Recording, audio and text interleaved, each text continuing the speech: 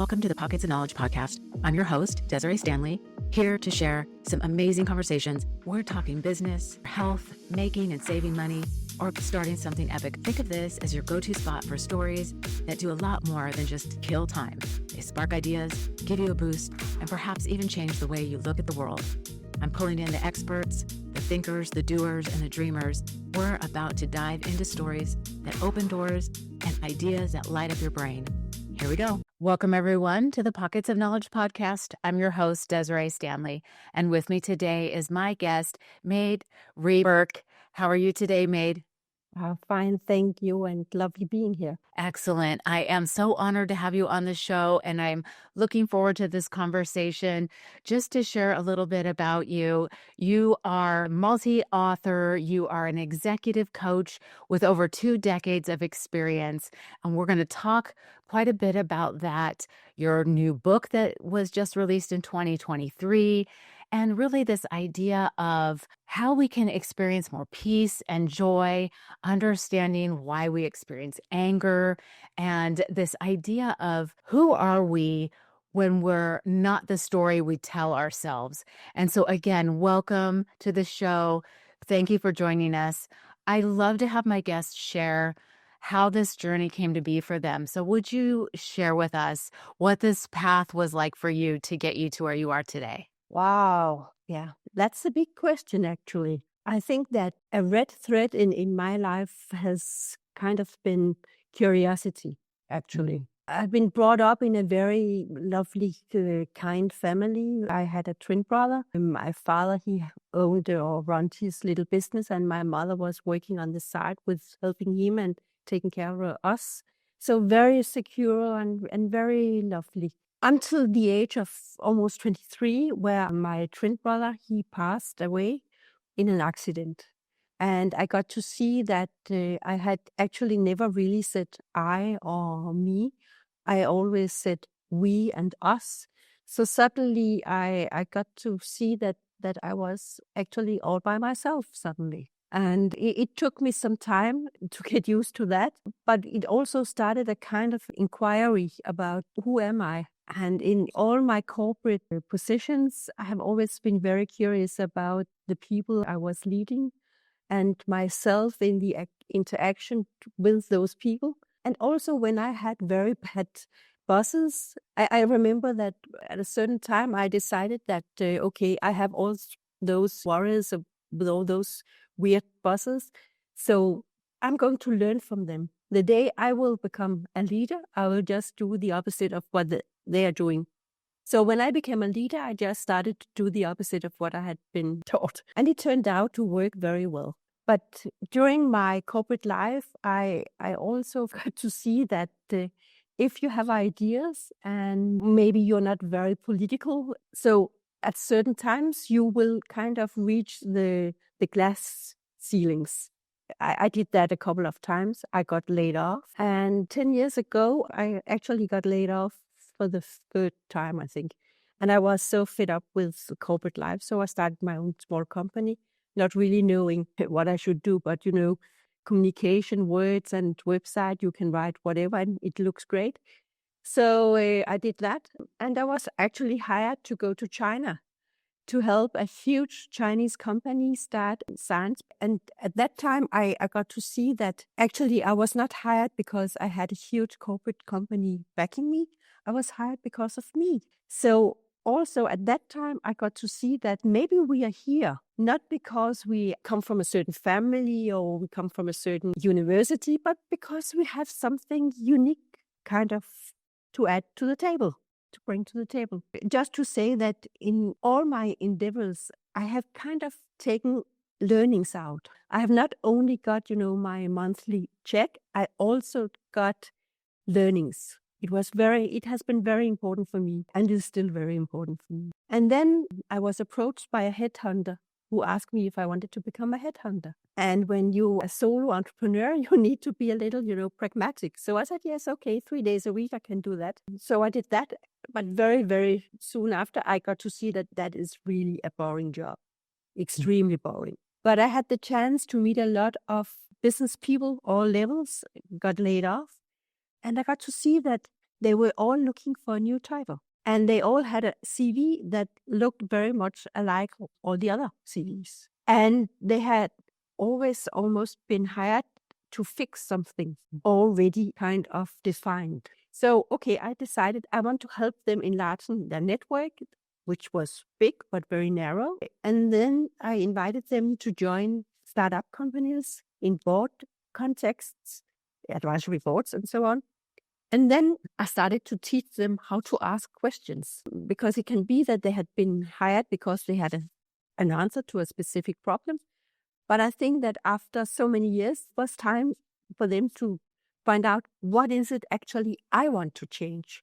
I want to challenge, because now I have been in business for so many years. And what is it that you find you are curious about that businesses are still doing, and at the same time wanting different results? So I started to train them in asking questions. And I also started to write for them. I became their ghostwriter. Then at a certain time, many of those people, they were really very successful, but they were not very happy. And it was not just because they had lost their job and their title. It was very much about the stories they told themselves. Maybe they were not sure about whether their dad was proud of them. And maybe they were not very sure about their wives, their spouses, or their husbands, or a lot of stories. I started to become curious about what is a thought and what is a feeling. So for the last 6-7 years, I have really been diving into mind. Who are we if we don't believe the stories we tell ourselves? And what comes first, a thought or a feeling?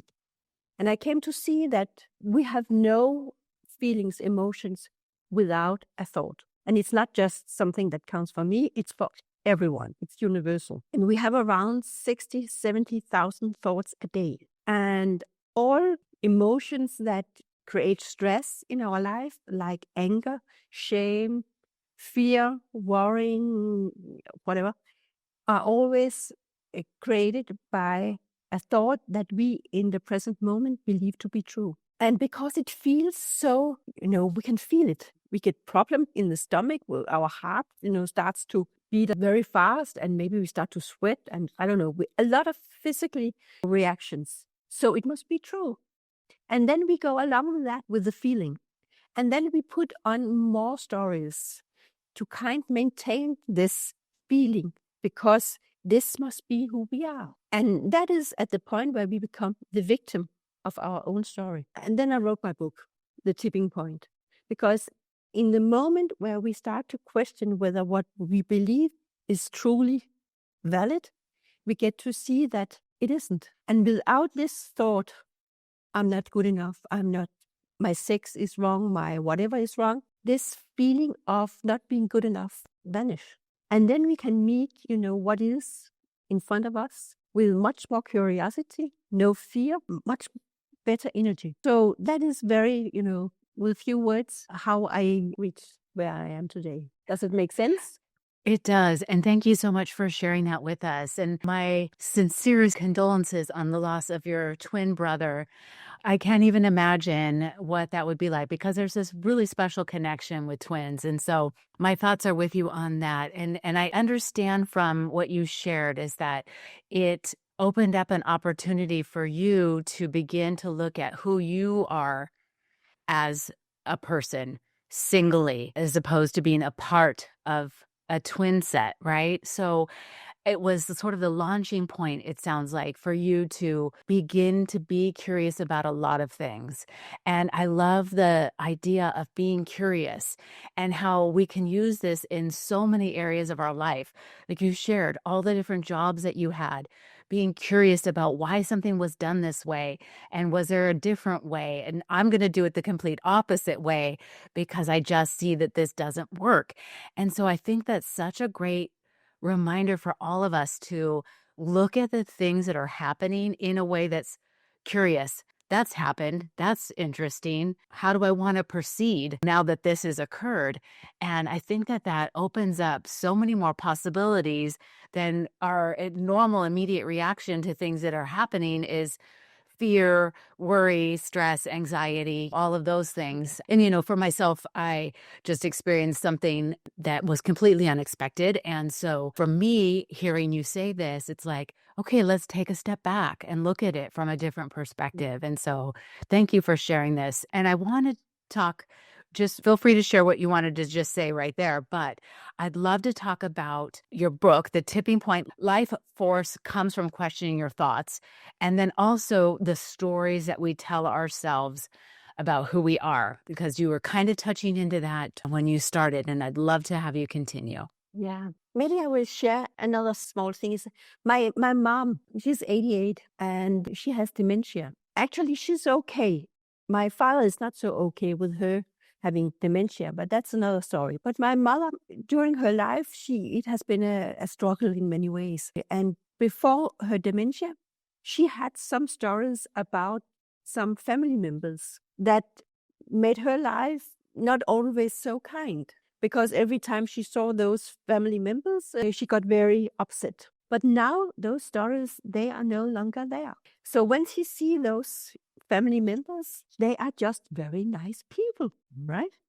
So when we don't have those stories, the world changes. And it's not that the world is changing, it's our perception of the world that has changed. And that is my mom and dementia. And then maybe you can say, or some of your listening, but this is not the same with my little case, because I actually have a boss. And this boss, he never, appreciate my work, and he's always not very polite and whatever. And what if next time you meet this boss, instead of meeting him as this who cannot really appreciate your work, you start to appreciate him. You try to see what is it that where he is actually okay. And you may not know either what he's struggling with home. Maybe he has a child with a diagnosis or whatsoever. He's also busy with a lot of stories that he tried to maintain because that is who he believed him to be. So when we start to back off a little, become silent in our own mind, then we get to see that, okay, maybe the world is not so mean towards me as I thought it was. Actually, I would like to make a little exercise here, if it's okay with you. I will ask you to close your eyes and there will be silent for a little while. Okay, thank you. I'm pretty sure that when I asked you to do this, there was a little voice saying, oh, this is weird. And then maybe there was another little voice saying, come on, be positive. And to be aware of those two having their little dialogue, there must be a third one out here watching those two and having their little conversation. So you asked me, who am I? And actually, I'm not all my stories. I'm the one who is kind of observing my stories. I'm the screen on which all those different theater pieces unfolds. And then I can watch it. And some of the pieces I kind of tend to maybe keep on to for a little longer. And then they passes on. And sometimes maybe the screen is very clouded. I cannot see anything but gray and cold. But there's still the screen, the blue screen, like the blue shell sky. So above all the clouds, there will always be a blue sky. And actually, that is who I am in my inner core. I'm the blue sky with a lot of clouds passing, funny shapes and clouded and whatever, but it will pass. So when we get to see that, we get also to see that we don't need to be attached to what we in a present moment believe to be true about ourselves, about our neighbor, about our spouse, about our kids, boss, whatsoever. So when we get to see that and that it doesn't define who we are, then there's nothing to be afraid of. And then we can, meet the world with an open mind and curiosity. And maybe we can even see that it's not because they're against us. Maybe they need a hug or a cup of coffee. And then we can be there with the hug and a cup of coffee. But we very, very seldom meet the other where the other is. We meet the other through the story we have about the other. That means that we meet ourselves. And then we also think that the reaction we are looking for will be looking like this and that. And then we get to see that maybe there is no reaction, which is also a kind of reaction, or a totally different kind of reaction. And then we tend to think that is not very polite. But it's because we, in a very innocent moment, forget that I'm me and you are you. So when we become much more aware of what's going on in ourselves, self-awareness, there will be one less war in the world. And we do not need more wars in the world. So many of my clients, when they come here, and especially men, I think they have to spend a couple of meetings with me before they kind of let go of all the stories where they tell me about their boards and that they agreed upon, and the strategy was not boom, boom, a lot of, words. And by the end, they just tell me, no, I got fired. That's it. And then they can move on, because the only thing we can lose is the story. And we don't own anything. We manage something in a period of time, but we come here, naked, and we leave the world naked. But in between, this is Earth School. That's amazing. And the body we have, it tells us all the time about the quality of our thinking.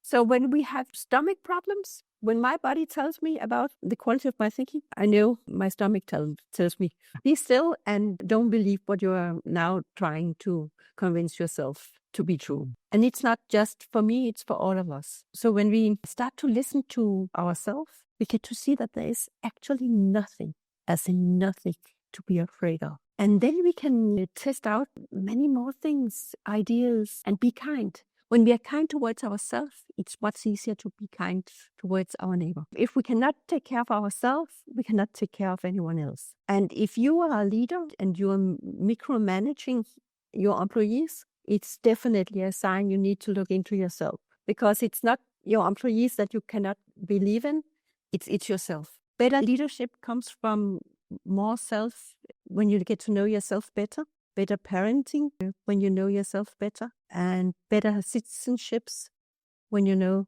yourself better. We believe that what we are looking for is outside of ourselves. And then we are looking and we buy stuff and we run marathons and we whatever.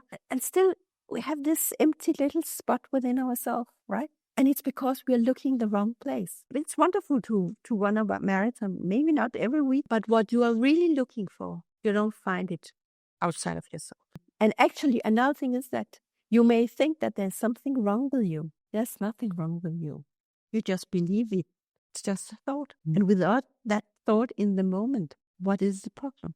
How are you? I guess pretty okay. Oh my gosh, that's so fantastic. Thank you for sharing all of that with us. And the story of your mother, and this is so fascinating, I think, because there's a disconnect now between those stories that she had, like you shared with certain family members, but the memory is different for her now because of the dementia. And so it's created that disconnect. And so we can create this disconnect for ourselves by We do it all the time. Yeah. And so when we look at our thoughts and our thoughts about other people, and it's like just changing just that little bit makes a difference in how you see another person, something that's happening in the world, your own life. Everything changes when you are examining your thoughts, right? And you're kind of like twisting the knob a little bit, and your perspective changes because you've changed your thought around it. Yeah. But with this thinking, there's one thing that will change radically, and that is that you cannot blame anyone else than yourself for your being happy or not happy. And that's tough, because no, it's not my husband's fault that I do not feel super duper in this moment. It's not, even though that I would have liked him to have, cleaned the house before I came home or whatsoever. It's what I think about him that makes me not feel good or unhappy. So when we also start to reclaim our own responsibility in our own happiness and quality of life, we grow as a human being, and also as a spouse and as an employee and as a leader. When we enter the room, we radiate totally different. And it's much easier to be together with us, because we are not out there looking for someone who can save us, because that's not anyone else's task than ourselves. When we get to see that, and it's actually so simple. We just complicate life crazily, but life is not complicated. In its inner core, life is very, very simple. And when we get to see that, life shows us what uniqueness it is that we have been born and been given this opportunity to experience this earth life. If I have a son who's studying math, and he once told me, or tried to tell me, what is the chance to be born? And it's almost not existing. So just being here. And another thing is also that the most important exam ever a human being is experiencing, it is the birth. We are so busy gathering a lot of proofs how good we are. And it's wonderful, go to school, educate, more education. I'm a big fan. But do it because you're curious about life, about how you can bring something wonderful and valuable to the table of mankind. Don't do it because you think it's important to show grades, because you have already proven that the moment you came into the world through your mom. But we are so busy being either in the past or in the future, and none of that exists. It's crazy. Moment you and I, we have now, that's actually the only thing that exists. And the next small moment will be created from this small moment. And then we believe that when we are worrying, it's because it's love. When I'm worried about my kids, it's love. And then I just want to ask myself and you out there, is that true? Is that love? Because if we don't believe or trust our kids to manage their life, then maybe it's not love. The moment we believe them to, manage whatever they have been given, that's love. We don't need to worry. And now I also worry, but I'm very aware of it. And it's also very ego-driven to worry, because then we want things to be a certain way for us to be happy or to be peaceful. But again, it's not up to my kid to make me, feel in peace. It's up to myself. You are so right on that. And I love the reminder that, again, we need that introspection. We need to look inside ourselves and understand that every bit of our happiness, our peace, our joy, whatever, comes from within, not from any exterior or external thing that's happening. And that idea of you're a boss and you're micromanaging, it's like what that control, and just like you shared, the ego, it's the ego wanting things to be a certain way. Otherwise, you're not going to feel good or it's not going to be right. But it doesn't even really matter, right? And if you stop and allow people to do things the way they're going to do them, then there's freedom in that for you. 100%. But that's where you can show that respect and love for other people, when you're allowing them to do the things the way they're going to do them, how they're going to handle them, whatever. So I think that's a fantastic reminder for all of us as bosses, as parents, as friends, significant others, whatever the case is. I think that's such a great reminder. We have to let that go and not try to be managing everything and everyone. We tend also to say that we are very logic. We are brain-driven or intellectually driven. But the brain doesn't know anything. It guesses. It puts together the dots, and the brain is okay with the fact that if it's 90% correct, that's okay. As long as the brain doesn't need to spend more energy on it. The brain is only kind of an energy Excel sheet for the body. Not use too much energy, as little as possible, actually. So 80%, that's okay. So it guesses, but it can be very convincing, trying to persuade you that this is correct. And then you go with it because you don't know better. It's very innocently. And it's also because we have been taught that. But the moment where you have this feeling, when you start to be more aware of what's going on, then you can take a step back and then look at it. Not judge it. Just look at it. And then be curious of, okay, could there also be another solution? And then invite people in and have a discussion. So again, the moment we start to become aware of what's going on with our thoughts and our feeling, emotions, and our body that tries to communicate that maybe there's something we should look into here, then we can meet everything with an openness and a curiosity that makes life more fun and especially more kinder. And I also think that a lot of kids, young kids, they're also so busy trying to look a certain way and fit in and be one of the popular, and loneliness is also maybe something that you experience, and not just among young, but among all groups, I think. It's also something that you believe. It's not true because you can be alone in a huge gathering of people, and you can also be not alone, just being you walking in a forest. So when we start to look at what's going on in the present moment, when we believe something that we know this is not, that doesn't feel good, then we can start to change our life experience. And that is a little, I don't know if I can say mission, vision, but if I can help just one in getting this, it's not about me being right on one can agree with me. It's a little bit more, where does what I'm saying lead you? And if it leads you somewhere where you get to stop up and question what you have believed until now to be true, that has not really given you a nice time, then I think that my little endeavor here has been worthwhile. I love that, because what you're doing is giving people the information, and if it gives them an opportunity to explore themselves and change the way they view the world around them, that's all that you can hope for, right? With anything, as an author, as a coach, or just even as a parent, if we can offer this and say, make of it what you will, and hopefully it gives them an opportunity to discover and learn and maybe change some ways that they were thinking of things and seeing things, then that's all we can hope for. Yeah.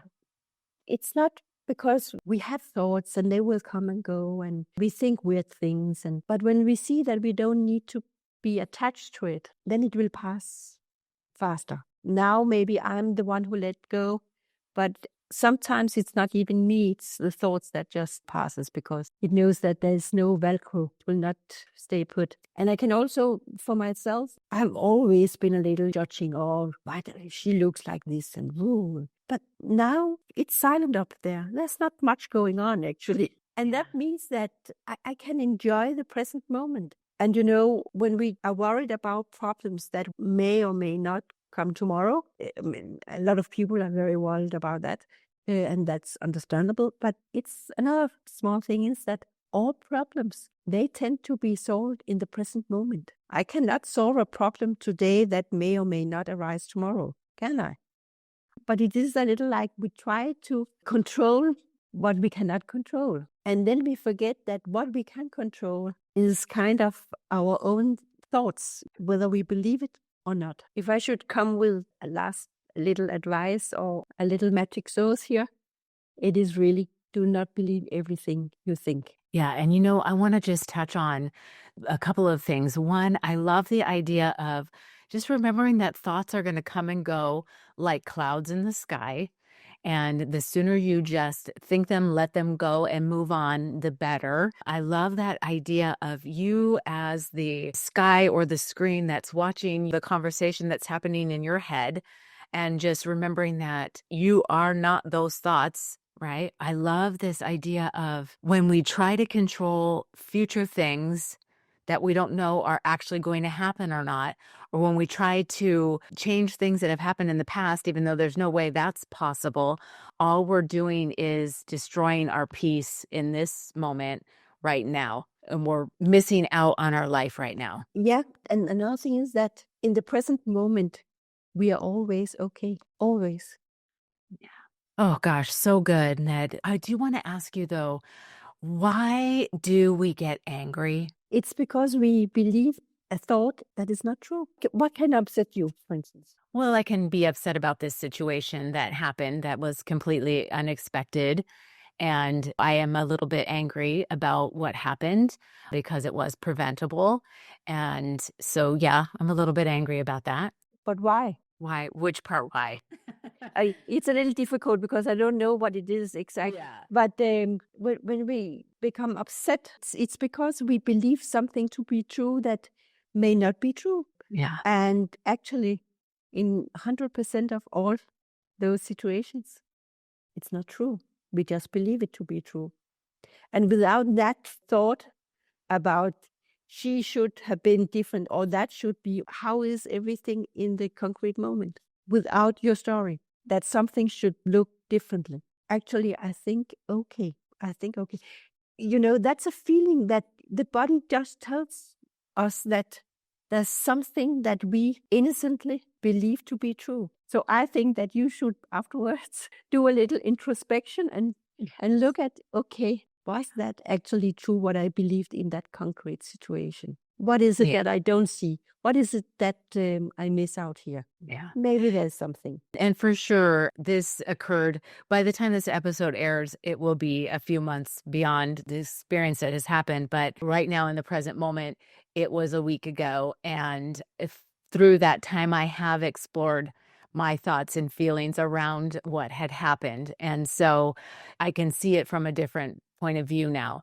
and looking at it as an opportunity instead of tragedy or whatever else I thought about it at the time that I first heard. So, yeah, I absolutely have thought through and looked at what those thoughts are about the situation and will continue to do so, going forward. When we meet people that behave in a certain way that we may think is really crazy, mean, stupid, and that can of course also cause certain feelings of anxiety, fear, being angry. But those people who kind of act like that, they do it because they tell themselves a certain story about reality. So actually it's almost impossible for them to do differently. But if you want to be kind of a fight against that, you need all your energy. You need all your clearness, all your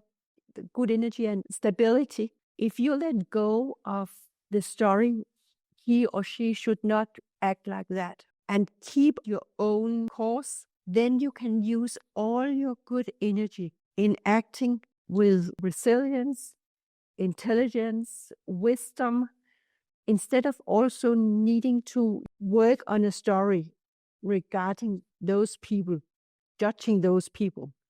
Let go of them, keep on to yourself, and make sure that you are sane. And then you can meet the world and you can make the craziness in a totally different way, with more curiosity and more innovative thinking, trying to navigate in a better way, because you have much more wisdom to spend. When we see what we are capable of, when we listen to our inner being, not needing to judge, changing what's outside of us, then actually I think that the world starts to change in a better way. But there are so many people out there, so afraid, so worried, so fearful. So it will take very, very long time to change that. I actually think that more people should work on getting to know themselves. And then that will be the most incredible tool to change the world, because more people would show up in life with love and all the good things that the world really need. You're absolutely right. You're so, so right on. Remembering that, again, it starts with us examining ourselves and understanding. And I love the point that you made about not judging other people for whatever it is. We cannot control anybody else. We cannot control the external. The only thing we can control is ourselves and our thoughts and feelings and behaviors around whatever. And so it comes back to looking inside yourself. And you're absolutely right. When we do that, we can come back into the world with kindness, with respect, with understanding, with peace, because we're not trying to change anybody else. We're just concentrating on ourselves and what we can change, and that's ourselves. So great reminder. I would love for you to share more about your book.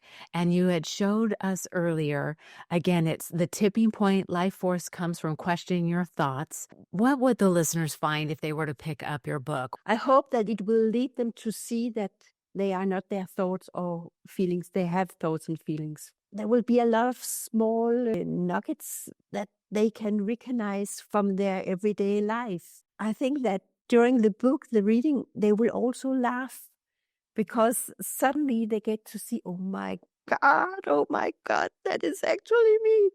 And in that moment, they get to see that there's no one else pulling their leg except themselves. And this is not an insight that I came up with. It is something that has been known for many thousand years, but it has not been shared, and especially not in our part of the world so much. But I think that they will be able to recognize a lot and see that maybe it's not so difficult.